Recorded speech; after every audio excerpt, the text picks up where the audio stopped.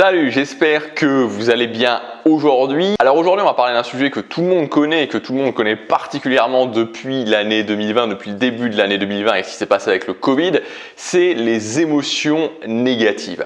Le fait d'être plongé dans des émotions négatives. Alors les émotions négatives, c'est des émotions qui nous font évidemment ressentir des sensations qui sont désagréables, mais qui, au-delà de ça, pire que ça, je dirais, c'est des émotions qui nous mettent dans l'immobilisme, qui nous font arrêter de prendre des actions. Quand je ressens de la colère, quand je ressens de la tristesse, quand je ressens de l'impuissance par rapport aux événements, tout ça, ce sont des émotions qui non seulement me font me sentir mal, c'est-à-dire que je me sens mal, je me sens pas bien dans mon corps, et en plus, m'empêche de prendre des actions. Et comme je vous le disais, on a pu tous ressentir ces émotions avec ce qui s'est passé, cette crise mondiale du Covid. On a tous été impactés. Mais ce qui est certain, à 100%, c'est que le Covid va s'arrêter. C'est sûr à 100%. Et ce qui est sûr aussi à 100%, c'est que après la fin du Covid, il y aura toujours des émotions négatives. On ressentira toujours des émotions négatives. Ce sera peut-être pas tout le monde en même temps, ce sera sûrement pas mondial, mais on aura toujours des émotions négatives dans notre vie. Donc c'est pour ça que dans cette vidéo, le but de cette vidéo, c'est de vous apprendre à gérer ces émotions négatives, de vous donner 5 clés pour gérer ces émotions négatives pour que surtout, non seulement vous n'ayez plus sans arrêt ces sensations désagréables et aussi que vous puissiez avancer vers vos objectifs. Parce que je pense que quelque chose qui est très important, et sur cette chaîne on parle de créer une vie sur mesure, on parle de créer une vie qui est à la hauteur de nos ambitions. Et par rapport à ça, ce que je vous dis tout le temps, c'est que réussir à atteindre ses grandes ambitions dans sa vie, réussir à se créer sa vie sur mesure, c'est la capacité à prendre de petites actions régulièrement et sur la longue durée.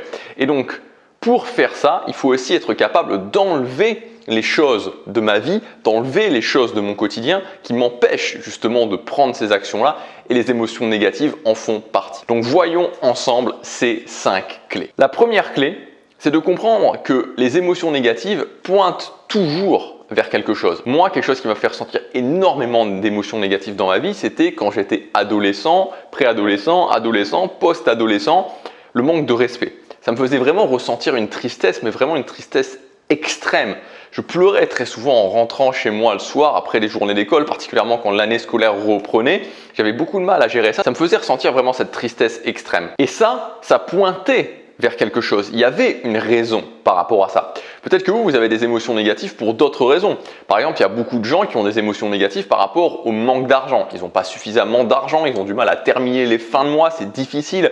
Ça met toujours dans cette sensation vraiment d'insécurité permanente. En plus, on peut voir des gens autour qui, eux, ont de l'argent. Donc, il y a une certaine rancœur par rapport à ces gens-là. Et là aussi, ça pointe vers quelque chose. Et ce que je voudrais vous dire, et ce qui est très important, c'est que, et je pense que c'est quelque chose de général au développement personnel, et moi c'est souvent le reproche que je fais au développement personnel, particulièrement dans le monde francophone, parce que c'est beaucoup moins le cas dans le monde anglophone, mais dans le monde francophone, on est souvent dans un développement personnel qui est centré vers l'intérieur. Je change mon monde intérieur, je change les sensations que j'ai à l'intérieur de moi. Et je vous donne un exemple très précis. Au niveau de l'argent, vous n'avez pas suffisamment d'argent, ça vous met dans des états d'insécurité. Ok, vous avez ces émotions-là, vous allez pouvoir apprendre à gérer ces émotions-là. Il y a des techniques qui vont vous permettre d'apprendre à gérer ces émotions-là. Mais c'est qu'une partie du travail. L'autre partie du travail, ça va consister à solutionner le problème. Parce que gérer ces émotions négatives, c'est dans le but ensuite de pouvoir prendre action pour pouvoir solutionner le problème. Parce que si je suis juste dans la gestion de mes émotions négatives perpétuellement, j'ai pas suffisamment d'argent, ça me fait ressentir des émotions négatives, ok, j'essaie de gérer ces émotions négatives, ok c'est bon, je gère ces émotions négatives et le mois d'après j'ai de nouveau des émotions négatives, j'essaie de gérer ces émotions négatives, etc. Au bout d'un moment, vous n'allez plus y croire et au bout d'un moment, ça va s'arrêter. Donc il faut bien comprendre que les émotions négatives pointent vers quelque part. Le but de gérer les émotions négatives, c'est de pouvoir ensuite se libérer de la force d'action pour pouvoir agir et solutionner le problème. Je vous ai donné l'exemple de l'argent, même chose pour le manque de respect, c'est-à-dire que si les gens ne me respectent pas, je suis extrêmement triste par rapport à ça, que j'essaie de gérer cette tristesse et que ça continue, que je ne prends pas action par rapport à ça, ça ne servira à rien. Donc oui, je gère mes émotions négatives dans le but d'agir pour solutionner le problème. Et c'est valable pour n'importe quoi. Donc gardez bien ça en tête. C'est pas juste gérer les émotions négatives et mettre en place des techniques pour gérer ces émotions négatives, c'est se dire ok, vers quoi pointe cette émotion négative. Si je me fais pas respecter, ça me met dans une tristesse extrême régulièrement, ça pointe vers le fait que je dois apprendre à me faire respecter. Si j'ai pas suffisamment d'argent, que ça me met dans l'insécurité constante, que ça me met cette pression constante, que j'ai des fois des maux physiques, que j'ai des aigreurs d'estomac, que j'ai pas une boule au ventre, que j'ai des maux de gorge à cause de ça, ça pointe vers le fait que je dois solutionner ce problème du manque d'argent. Donc premier point, première clé, les émotions négatives pointent vers quelque chose. Deuxième point, c'est la technique du reframing. Donc la technique du reframing, c'est quand on est encore au mode pensée, c'est-à-dire qu'on n'est pas rentré vraiment dans un état émotionnel, c'est-à-dire qu'on pense à quelque chose qui nous stresse, on pense à quelque chose qui nous rend triste, on pense à quelque chose qui n'est pas très agréable. Et au lieu de continuer à penser là-dedans, continuer à creuser en fait dans la pensée qui va petit à petit amener l'émotion, parce qu'on se rappelle toujours de ce cercle, les pensées mènent aux émotions, qui mènent aux actions, qui mènent aux résultats. Donc quand je suis au niveau de la pensée, plus je pense à quelque chose qui est négatif, plus je vais rentrer dans une émotion, au bout d'un moment, une émotion qui va être négative. Donc là, à partir de ce moment-là, on va essayer de reframer ces pensées. Et moi, ce que j'aime bien faire au niveau du reframing des pensées, c'est le reframing au niveau de la croissance personnelle. Ok, il y a cette chose-là. Ok, il y a cette chose-là qui arrive, qui n'est pas forcément agréable, mais en quoi ça me permet de me transformer en tant que personne et en quoi ça me permet d'ici 1 an, 2 ans, 3 ans, 4 ans d'en être à un niveau supérieur. Ça peut être parce que j'ai perdu mon job, ça peut être parce que j'ai un objectif qui n'a pas réussi, j'ai eu un gros échec, ça peut être parce que j'arrive pas à réussir avec mon business en ligne, ça peut être parce que j'ai une rupture, ça peut être parce que voilà, ça peut être pour plein de choses qui arrivent. Ok, cette chose-là, elle arrive, elle n'est pas agréable, elle me met vraiment dans ces pensées négatives qui peuvent potentiellement me mener à des émotions négatives. Et donc, plutôt que de continuer à penser à ces choses négatives, je vais me dire, ok, en quoi ça peut être un cadeau finalement? En quoi ça peut être une source d'évolution pour moi? Alors évidemment, c'est difficile. C'est beaucoup plus difficile que de se dire j'en ai marre, je déteste le monde, c'est toujours à moi que ça arrive et de se victimiser. C'est plus facile de faire ça. Mais le problème, c'est qu'il faut voir un petit peu plus long terme et se dire que quand je me victimise et quand je vais dans la facilité, finalement, ça me mène à rien. Alors quand petit à petit, je développe ce reframing des pensées, je me dis en quoi ça peut finalement m'être utile, en quoi ça peut me permettre de devenir une personne qui va plus réussir ensuite, je commence à prendre un chemin qui est différent et un chemin qui est vraiment intéressant dans le reframing des pensées et surtout dans la gestion des émotions négatives. Troisième point pour gérer ces émotions négatives, c'est ce que j'appelle la soupape de sécurité. Donc la soupape de sécurité, c'est tout simplement avoir quelque chose dans votre quotidien ou quasi quotidien, en tout cas plusieurs fois par semaine, qui vous permet vraiment de vider vos émotions. Alors très souvent, quasiment tout le temps, ça va passer par des activités physiques. Parce que les activités physiques, c'est typiquement quelque chose qui, mécaniquement, je veux dire, dans notre corps, à l'intérieur de notre corps, va nous permettre de sécréter des hormones qui vont faire descendre le stress et qui vont nous permettre de nous sentir mieux. Donc moi, ce que je fais, c'est de la musculation. Vraiment, je fais de la musculation et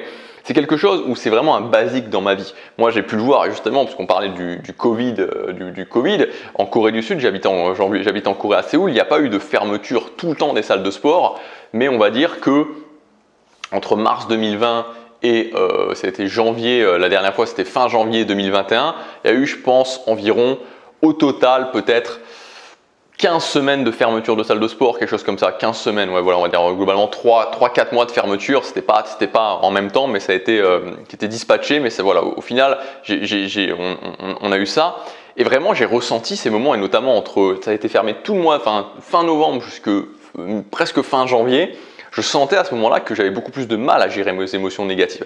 Donc moi, je vous encourage vivement à avoir cette soupape de sécurité, de faire du sport, vous verrez que ça permet vraiment de descendre vraiment le niveau d'émotion. Ensuite, quatrième clé, c'est le fait de vider son réservoir à émotions. Vider son réservoir à émotions, c'est pouvoir tout simplement sortir les émotions qu'on a. Donc moi, il y a 2 grandes techniques que je vous conseille par rapport à ça. La première technique, c'est tout simplement de parler à quelqu'un de confiance en lui disant, moi je fais ça avec ma mère par exemple, ou je fais ça aussi avec mon assistant par Skype qui travaille avec moi. Et je lui dis, ok, voilà, maintenant j'ai envie de te parler d'un truc, ou je dis à ma mère, ok, j'ai envie de te parler d'un truc, mais le but, c'est pas que tu me donnes des solutions, le but, c'est voilà, c'est le mode, enfin ils le savent, c'est le mode vider mon réservoir à émotions. Et je peux vider comme ça mon réservoir à émotions, je raconte simplement des choses, il m'écoute. Et ça me permet de sortir mes émotions.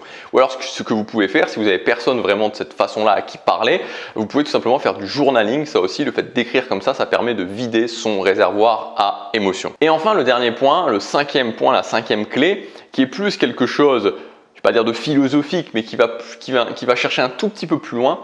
C'est l'idée de comprendre, comme je vous l'ai dit dans la clé numéro 1, que les émotions négatives, elles pointent vers quelque part, mais de comprendre aussi que finalement les émotions négatives, elles ont un sens.